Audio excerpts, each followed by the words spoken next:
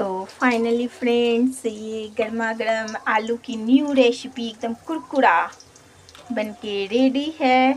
तो किनको किनको मेरा वीडियो अच्छा लगा, देखिए कितना क्रिस्पी बना है, वाह।